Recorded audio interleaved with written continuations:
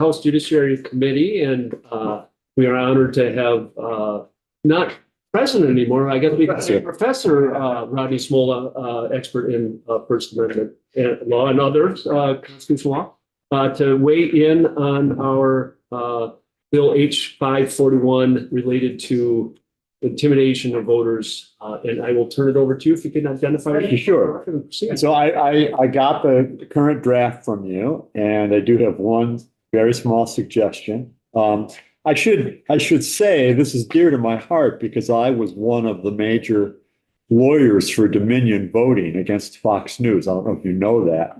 I argued the case for Dominion in the Delaware courts on the First Amendment issues. And they've since been sold. But of course, Vermont used Dominion machines. And in the aftermath of the attacks on the result of the 2020 election, many of those employees, felt their lives threatened. And since that company deals with election officials all over the country, they felt that pressure too. They felt the threats to those folks. So I'll just be very quick and tell you my one small suggestion, and then I'm at your disposal to answer any questions that you have. I wrote out, Mr. Chairman, my suggestion, so I'll pass it to you so you'll have it in writing after I've talked. As it is currently drafted, when you skip down to the new section, and the first sentence reads, "No person shall intimidate." I suggest you add two words, "no person shall intentionally or recklessly intimidate." And I'll pass this up to you. Why do I make that suggestion? Because in 2023, the U.S. Supreme Court decided a case called Counterman versus Colorado. Again, I'll pass this up so you'll have it.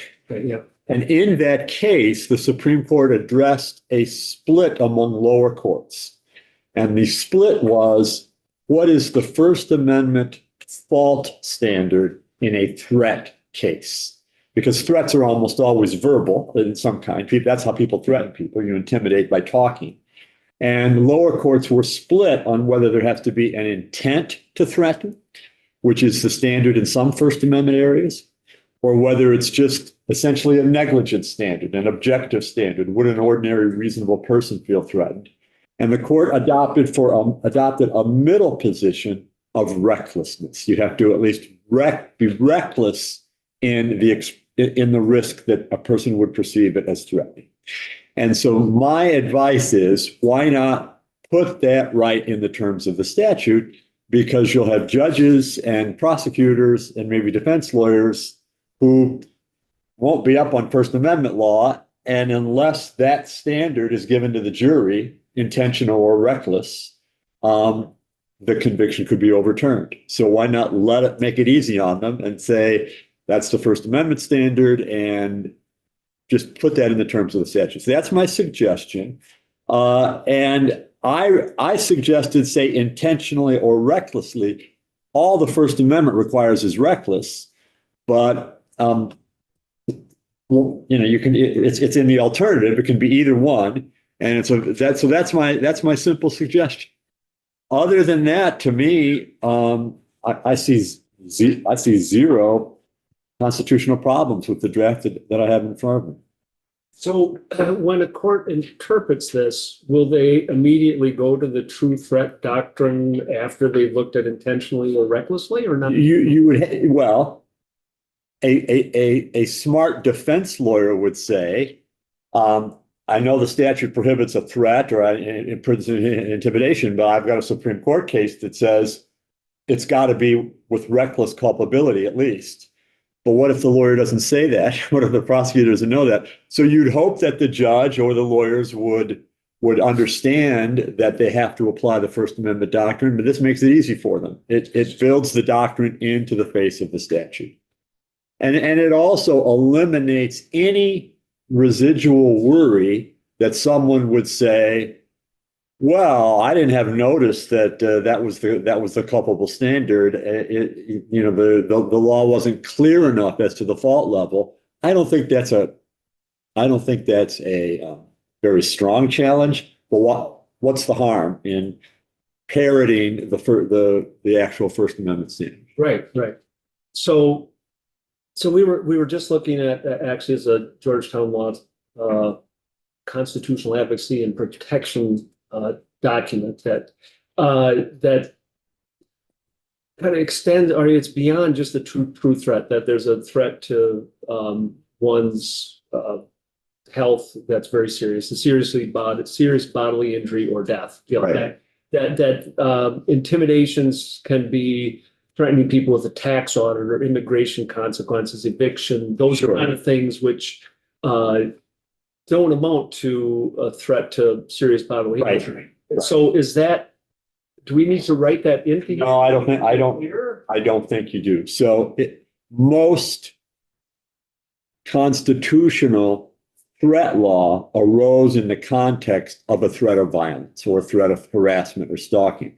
But you're absolutely right. There are a lot of ways you could threaten people, and that wouldn't always be with a violent crime.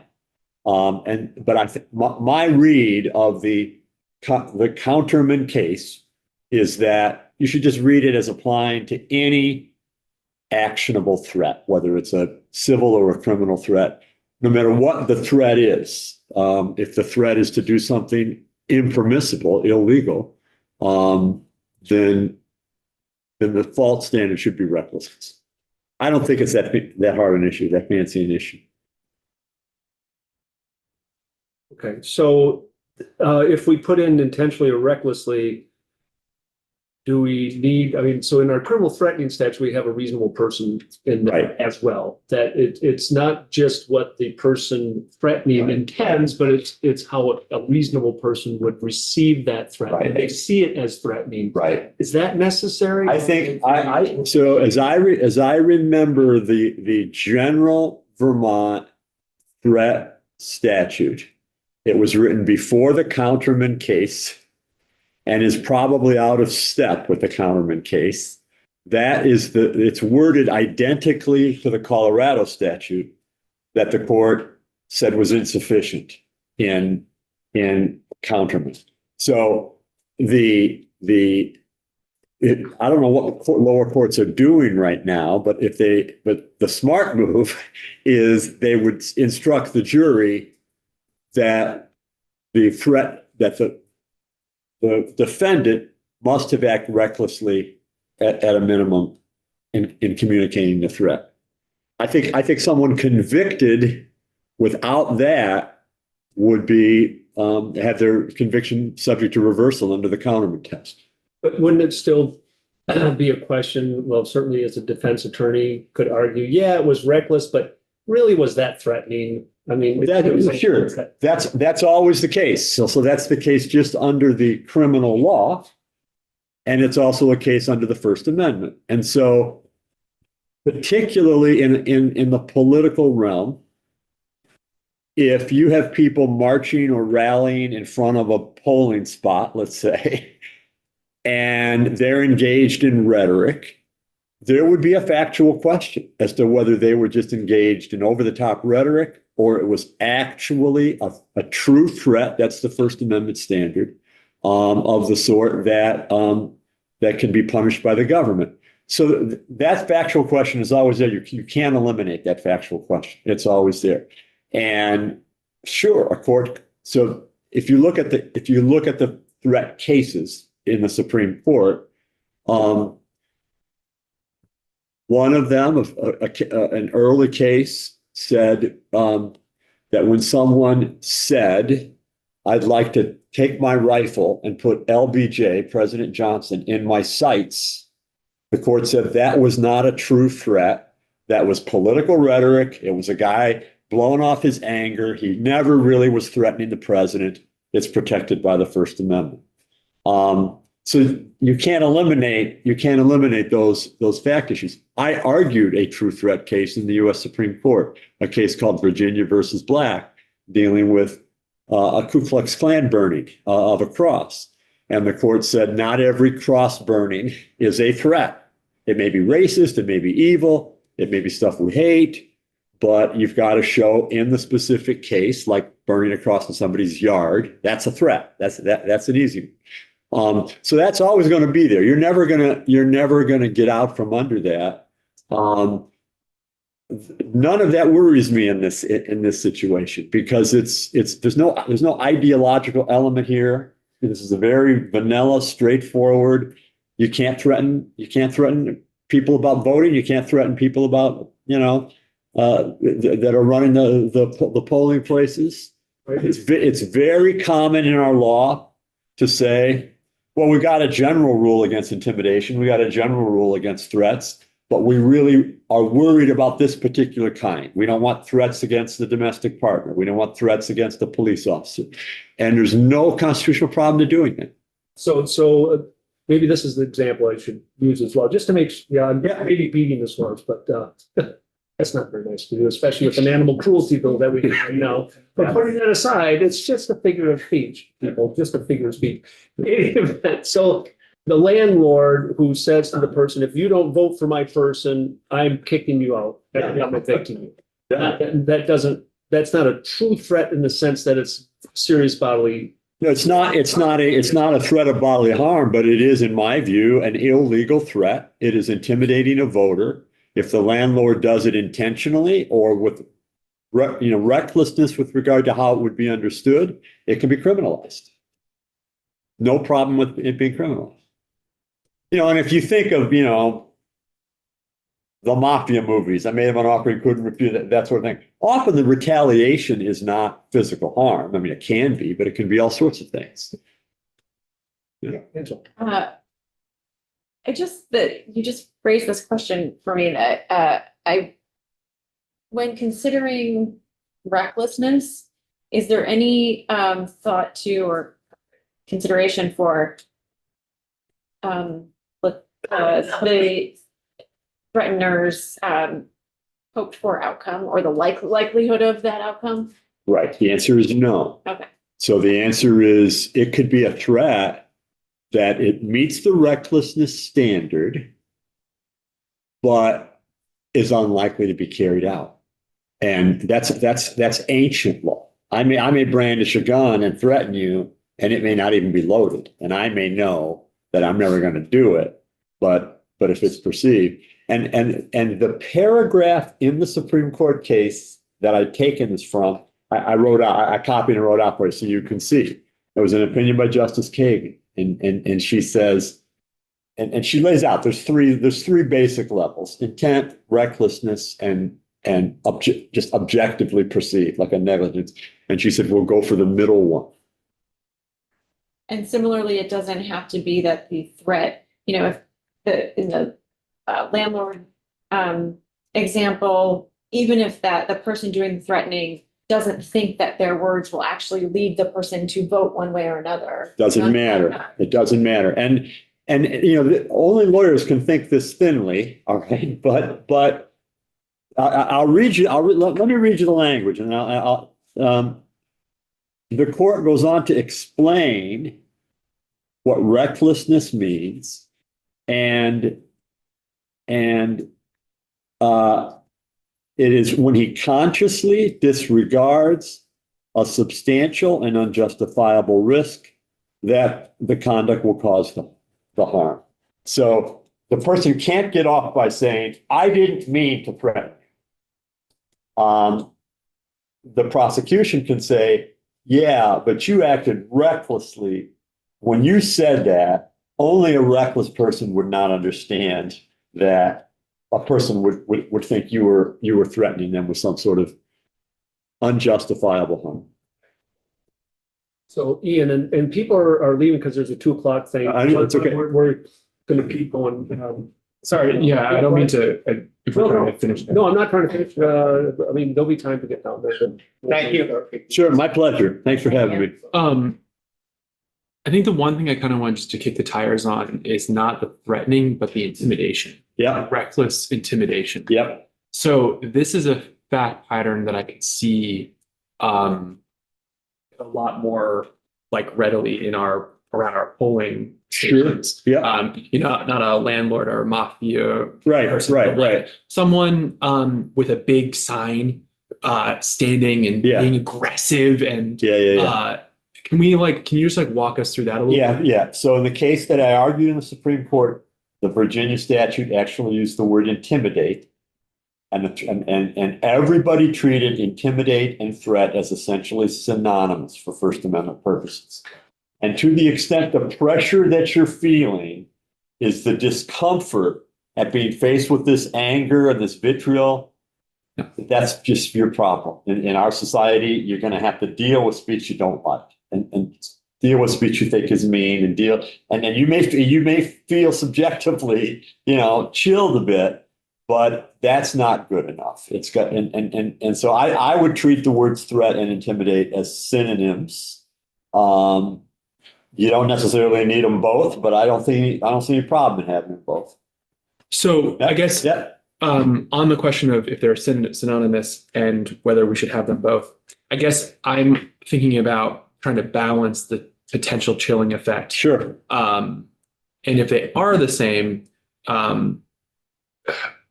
right. So listen, I hear your question. yeah. Maybe you can make the argument that to be safe, you just take the word intimidate out because everything else is a much sharper word. Threat is, threat, coerce. I think you're fine with it in there, but if you worry that it just has it's a little too loose and doesn't have the baggage that threat does, which is a well understood term, you could avoid problem. And it's hard for me to imagine that any real bad person, any real wrongdoer, it would make a difference whether you charge them with intimidation or threat. I mean, if the conduct's egregious enough. Yeah. So if the person out there holding the sign says that I'm going to kill your family, that crosses the line, probably. Absolutely. Or I know where we know your address is. I mean, you always take into account the context. Or I know where you live and I'm going to run over your mailbox. Well, that might be a threat. That's not serious bodily harm, but so it is the context, and it is a context, and it's got to be proven beyond a reasonable doubt. That's another safety valve. It's criminal law. So what did your students say that you should come here with? Well, I'll tell you. So I don't want to waste your time, but I'll tell you something. This is almost academic, but it's interesting. Not really the part of this that you're dealing with, but the part that's ancient, which is where you made a few small corrections, the showing the ballot. So first of all, why on earth would it be a crime to show someone your ballot? And so we researched where that came from. And many states have this. And it came from the switch at the end of the 19th century from the old American way of voting to the Australian ballot, the secret ballot. And most of us don't have any idea what a zoo it was in the 19th century. You would be walking into this polling place filled with people trying to make bribes, trying to influence you, trying to intimidate you. It was like the bar scene in Star Wars. I mean, it was this, and the ballots were different colors. So if you're going to vote for a Democrat, you got one color ballot. You're going to vote for a Republican, you got another color ballot. Everybody knew who you're voting for, and it was a huge amount of corruption. In fact, it almost one of the big presidential elections that was thrown into disarray was because of all that corruption. So the country went to a reform, the secret ballot. And you think all that means is nobody has any business with what I'm voting. I get to vote for secret, and I don't have to show anybody anything. But when they did that, they also often made it illegal to show someone your ballot. Well, why would you do that? And the answer is that if the person pressuring you said, you want this job, you better vote for the mayor. You want that free turkey, you better do what I said. You want the $50, I promise you. And the voter might say, well, I voted the way you told me to. And the person might say, you got to show me the ballot or I'm not going to believe you, and carry out the bribe. And that's where these laws came from. As far as anybody can tell, no one was ever prosecuted under it. It became kind of a non-issue. If you think about the way we vote here in Vermont, I vote in a little tiny town, Stratford. I write out my ballot. I walk about 20 feet, put it in the machine. there's nobody else around. I mean, who am I going to show it to? I mean, it would be weird anyway. It's kind of a non-problem. But here's the interesting wrinkle. 10 years ago, there was a craze and people began taking selfies on their smartphones of their ballot. So they would go into the little booth, mark the ballot, and then take a selfie of it and post it. And the question then became, if you have these laws, is that violating the no show me rule? New Hampshire actually added to its no show me statute to prohibit a selfie. Isn't that wild? And that's actually a really interesting First Amendment question. And there's only two judicial decisions. One in New York said it's permissible to prohibit showing someone the ballot because of this history. And a selfie is also impermissible. But the First Circuit, the Federal Court of Appeals that covers New Hampshire, struck down the New Hampshire law, basically saying, we really can't, this seems pretty silly to us. We can't really see who's harmed. You have a right to go out and tell people who you voted for. Well, why shouldn't you be able to take a selfie? Is there really any proof that this is causing bribery and corruption? No, we strike it down. I'm not saying you do anything with that. Just leave it. It's probably never been used, never will be used. The students love that First Amendment question. Voter acceptance. Yeah, I might have violated that. Showing Like- So here's the thing, I mean, because we send out the ballot to everybody. We have voter mail, we Right. send the ballot. Right. So it's sitting there. And my kids asked me, they said, because I told them what I was doing, they said, you mean when you voted, during COVID and you showed us your vote, you were violating the law? I said, probably, anyway. Maybe this is the time to get rid of that. You could get rid of it. You could decide it's a non-problem, it's up to you, but it does raise a possible serious First Amendment objection because the likelihood of any harm coming from it is pretty low. Right. And particularly, I don't know that the Vermont law covers a selfie because if you look how it's worded, No, I don't agree. let me know how the voter is about to vote.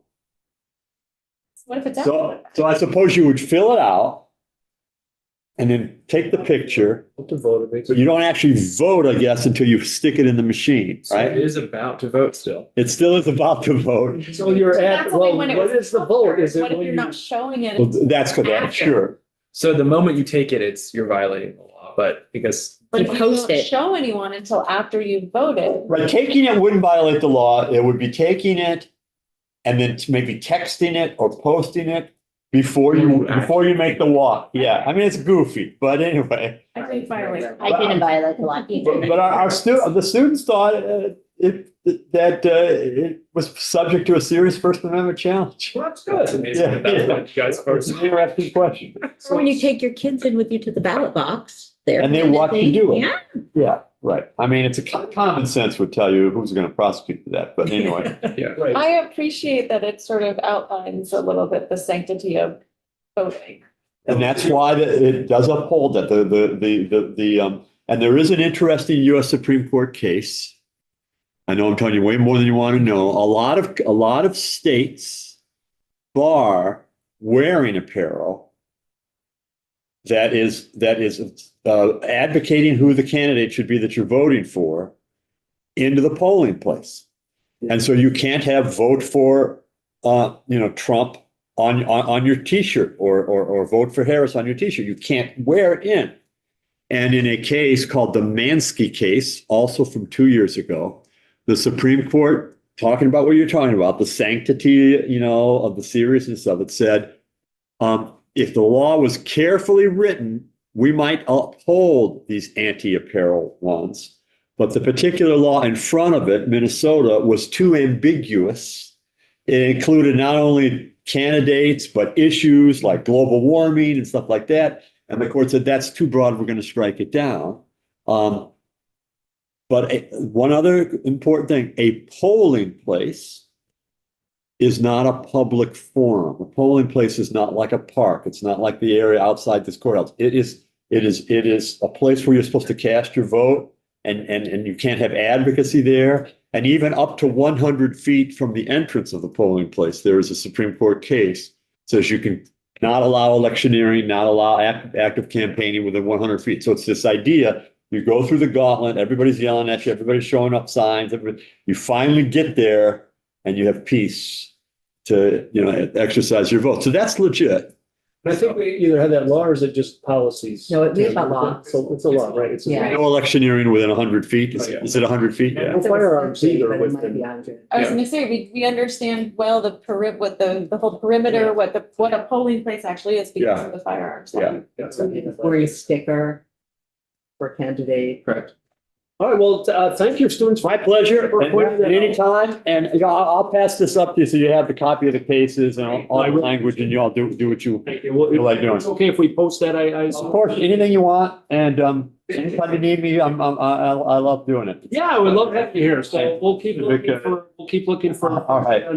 Take care, folks. Thank I think you. the only other First Amendment one we might have, I don't know what the First Amendment is, maybe. Well, I'm all purpose constitution. Yeah, right, no, this one is, having access by the public to, online criminal records in our courts. Oh, yeah. So the courts, they can go to a courthouse. Right. The press can go to a courthouse or Right. public can go to the courthouse and they can get a copy there, but we have it all electronic and they are barred from it. So that's gonna be a bill. Yeah, and that could be if you want to talk to me about that, I know that area fairly well. So, Okay, great. thank you all, All right, folks. thank you. Thank you. Very much. Appreciate it.